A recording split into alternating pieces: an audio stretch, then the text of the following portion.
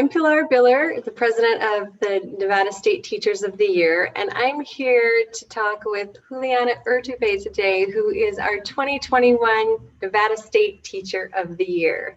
So first, I want to say thank you so much for joining me today and congratulations. Thank you, Pilar. It's so fun to be here with you. I love chatting with you, and thank you for all you do for our Nevada network. Thank you. Well, I wanted to start off today just by asking you a little bit about how you became a teacher. What was your journey?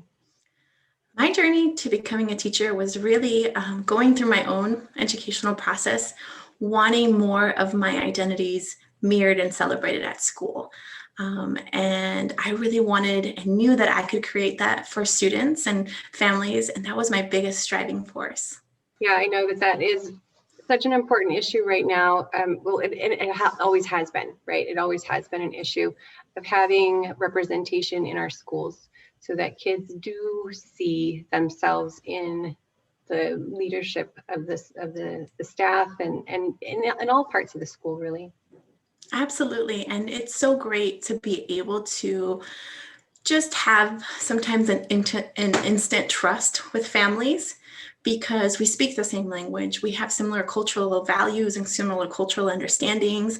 And so families may be able to put down their guard a little bit. We may be able to access a little bit more of their trust.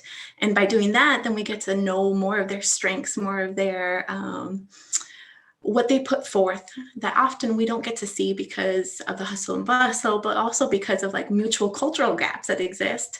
Mm-hmm. And so for me, watching my mom advocate for me throughout my public education made me want to make sure that all parents, all families, particularly mothers, had that welcoming face to make sure that that bridge existed for them. And actually, you were quite successful at that. I know you won several awards for the work that you did with the garden and mural projects that you had. Can you tell us more about that? Absolutely. I think that is one of the most joyous points of my career, was realizing that teachers could work together to create spaces at schools that were inclusive and welcoming for everybody, for families, for instructional assistants, for our cafeteria workers, for community members. And it was really about designing a space and co-creating that space. And so listening to different people and saying, what is it that our school needs? And sometimes we ask that question really directly and we don't get answers. So sometimes it's about kind of sitting back and observing and having relationships with people and seeing, oh my goodness, what if we did this? Would you be interested? What would you add? Or sometimes starting it. So like with the garden, we started with just 5 garden beds. And then that's when we started seeing the potential. And so that's when we just constantly started asking the students and their families, what else do we need here? What would you like to gain from this? And so there was a lot of contribution. And I think that's why it was so successful, was because it was the labor of many. It was a lot of busy bees in the garden, and it just generated a lot of excitement. So over the course of 6 years, our garden grew from 5 garden beds to, I forget the square footage, but it's about like 25,000 square feet of garden. And this was an older school building in downtown Las Vegas that needed some beautification. You know, we needed to flip how our students, how our staff, and how our families saw the school. And so by putting up murals and putting a garden, you know, our school now screamed, this is a school that your child deserves. This is a school that cares about your health, because we want to teach you and your children, well, we want to teach the children and then have the families have more access to healthy foods and vegetables. And we want you here. We want to share this space with you. We want to celebrate the good. We want to be there for your times of needs. And this goes both ways, because there's time and time again that during my times of needs, the families were there for me. And so it just created this horizontal plane where everybody had something to contribute, and we could just get to know each other and build the relationships. And somehow, a lot of the teachers that I work with, they shared that the language barrier didn't seem so intimidating. You know, because when you're all on your knees digging up a garden bed, you're all sharing the same thing. You're all contributing the same thing. So it's a great equalizer, because then we all feel like we can be ourselves. And that was true for the kids. The kids, wore their garden club. We called ourselves the Gnomies, which are like the gnomes and the homies. You mush it together, you get the Gnomies. We called ourselves the Gnomies. All the kids that were part of the Garden Gnomie Club wore that like a badge of honor. And to this day, when I bump into kids from the neighborhood who are now in high school, they still talk about being Gnomies. And to me, that's like my gold star. That's what I get to take home at the end of the day. Well, and to have it last, that amount of time where some of those kids experienced it through their whole elementary time, right? They were able to do that. And then that connection where the families are there working alongside the students and the staff members is a really unique experience to be able to create that. There's an awesome short story that I'm super proud of. I love sharing the story that like really encapsulates that idea. We had a student and his family was from Vietnam, and he was the first to come over with some older relatives. And so the first year he came to our school was the year that we started the garden. Well, throughout the years, his family was able to send his siblings one by one. And so about the second year, the end of the second year of our garden, we got his sister. And then a couple of years later, we got another sibling. And so these students literally had the garden to help them acquire English, help them feel welcome to their new country, and that they had this lineage across siblings. They would say, oh, my brother built that bench. I remember, before I came to school, I saw pictures of my brother and my sister doing this. And now I know that when I get to the school, I'm going to have a job in the garden. And to me, that's one of the most powerful stories, because our schools do welcome a lot of first generation immigrants, and we have to make the sacrifice of leaving their home worth it and worthwhile. That's beautiful. And the murals were those done by the students, or did you have community members come in? A little mix of both. The murals just kind of happened when we had opportunities to contribute murals. I think some of our most well-known murals is from this collective called Cali Arte Collective from LA, and it's a whole family of artists. And they're exquisite artists. Actually, you can see this is part of their art. This is some of the proofs that they sent me for our mural. And we wanted a first generation, second generation Mexican American family to contribute the art. We wanted our students to see themselves reflected in the murals, for them to be colorful and joyous and exciting, but also not dilute the power of art because they're children. We wanted this to be art that's worthy of being in a museum that's in their school. And so I think often in schools where, we call them Title I schools, where kids technically, don't have access to a lot of resources, we kind of package things up instead of blow them up to like the biggest potential. And so that was the reason that we wanted Cali Arte. And they ended up doing 4 murals. And I think that I might be biased, but they're some of the most beautiful murals I've ever seen. And our community helped fund them. They're beautiful. They're gorgeous. Yeah. They're gorgeous. Yeah. So we're really proud of those murals. Well, I know that you're a national board certified teacher. So for those people watching right now who are maybe thinking about becoming certified, or who just like more information about it, what can you tell them about the process and the benefits of becoming a national board certified? Absolutely. One of the benefits of national board is this large network that you become a part of. Pilar, in fact, that's how me and you met. You were doing a keynote at one of our national board seminars, and I was instantly inspired. And I realized what a massive network of teachers and knowledge there is. On a more grand scale, national board really seeks to elevate our teaching profession. So I believe when teachers get nationally board certified, it's an advocacy piece, because you are investing in the reflective power of teachers. When teachers reflect on their practice, we have the capacity to teach ourselves some of the things that we need to learn. And so national board certification guides you through that reflection in all of the critical areas of teaching. It's rigorous, it's difficult, but it's a great gift to give yourself, because I can tell you that I went through my undergrad, I went through my master's program. I've never learned so much about teaching as I have during the time that I was a candidate for national board.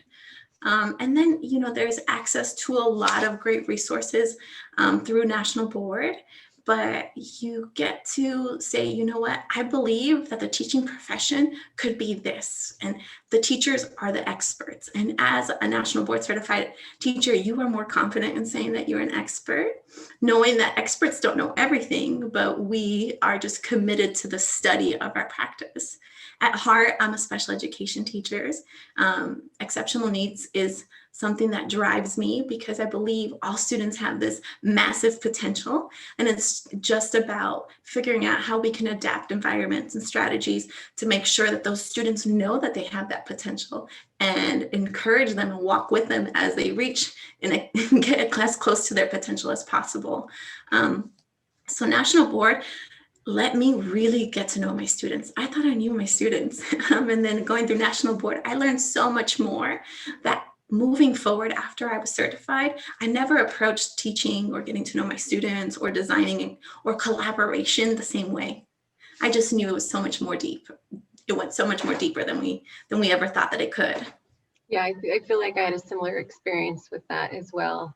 It is the depth that you are kind of forced to really analyze. The reflection piece, of course, is so important, but the analysis too, of what you're doing and why you're doing it and breaking it down, because we often just sort of jump into life because I know it's the right thing to do, but why is it the right thing to do? Really does give you a lot more strength.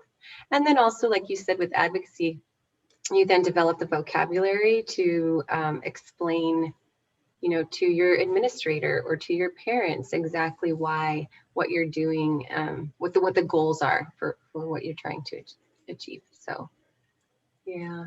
I highly encourage it for all teachers, even teachers who, haven't been teaching for 3 years, to start looking at all the materials because they're really inviting, and it's wonderful to have like this universal platform for all teachers to use. For example, the What Teachers Should Know and Be Able to Do is a 40-page document that was written by teachers for teachers. So all National Board is by teachers for teachers, which I think we can say in our profession is rare.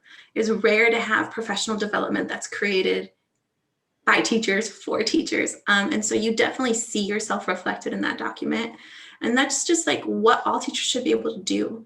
I remember reading it for the first time and knowing, once I came across how National Board viewed equity, and this was years and years ago. I think the first version came out in '88, and feeling like that was exactly how I wanted to encapsulate equity in education. Looking at the architecture of accomplished teaching is like a design of, it could be a lesson plan, a unit plan design, a school plan design. Looking at that double helix of how students learn and how our lessons should progress made a lot of sense to me. And then reading my standards really helped me see, okay, these are my strengths. These are things I can do and do well, but look at all these things that I haven't even considered yet. How can I improve my practice by considering these elements further? I wanted to touch a little bit on, speaking of reflective practice, the times that we are living and teaching in right now, supporting students through the pandemic, and then even the recent events with the attacks on the Capitol building. What are your thoughts on that? What would you say to teachers, or what have you learned through these experiences that you're going to take forward? Absolutely. I think that these experiences have humbled us all. And I think that it's helping us shift mindsets and frameworks on how we talk about these things, right? So, before this summer and the Black Lives Movement, Black Lives Matter movement, or even before Standing Rock, if you spoke about these really important integral events of people of color working towards a more inclusive, a more dignified country to live in, you were considered kind of radical and off to the left. And so I think that these events are, one, helping us shift what is considered nonpartisan into the holistic web that our students need to live joyous, productive, dignified lives, right? It's not just a good school. It's a whole system of resources and access to different opportunities that our students need. And so we're understanding the social political framework. And so we can talk about systemic racism without having to prove that it exists. I remember being an educator and being tired of having to prove that these things exist, right? And so with COVID, knowing COVID has hit families of color harder. It's hit everybody tremendously hard, but the disproportionality of access and infection rates, the types of jobs that are available to us and our families has really given us the go-ahead and the fearlessness to say our systems are inequitable.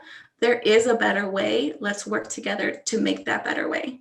I think for me also, it's humbled me in the fact that we're all going through a lot. Teachers, families, students, communities are all going through a lot. And so I think it's let us use empathy to drive our instruction. And I don't know if that's really something that's happened a whole lot in education. And I think that the massive rollout of social emotional support and learning has really supported us through this. And I think that through that learning, teachers will be able to continue to advocate for better conditions for ourselves. Teachers' social emotional learning is completely connected to children's achievement, and achievement with like quotation marks, right? Because what is achievement really if we're not creating environments where children can self-fulfill their opportunities, their hopes, their dreams, their interests. And so I think that naming things for what they are has been a huge pivot in education, where we will name things for what they are. We will talk about the complete unfairness of how the attackers of yesterday's Capitol were treated versus people at Standing Rock fighting for better water and fighting for their land, people in Flint fighting for land, immigrants at the border, Black Lives Matter movement, right? Police killings, people, you know, it's important to understand that all these situations are triggering, but even more so for communities of color, because it's abundantly clear and equally as painful. Nonetheless, we can't lose or let our students lose sight that there's hope and that it can get better and it will get better, and that another world is possible. We know it's possible because we all create that world in our classroom every day. You know, we know that people can get along, have respectful disagreements, can stand up for themselves, can design better ways of making sure there's equitable voice and equitable access to resources. Teachers know how to do this. We do this in our classroom. Nonetheless, we can't ignore the fact that there are a lot of teachers who still have not done this reflective process to understand their own biases, and not just biases, but how their privilege and how the way they move in the world is halting and not letting us get to this point. Because the most important thing is that all of our students, not just kids of color, all of the students have access to teachers who understand the balance of a healthy, interconnected society. Right? It's about pushing outside of our silos and really using an empathy lens, but empathy in the sense of dignity and human rights. Juliana, I am so grateful that we had the chance to talk today, and thank you for sharing your insights on these different aspects of education and your experience. And again, I want to congratulate you for being our 2021 Nevada State Teacher of the Year. I know you will represent us very well. Thank you so much, Pilar. It's a huge honor to be able to represent all of our students, and for students like me to see a teacher like me representing and advocating and standing up. And I'm just so grateful to you and the entire Nevada and Story family for all your support and encouragement, and thank you. For information about the Nevada State Teacher of the Year program, please visit nvstoy.com or the Nevada Department of Education website.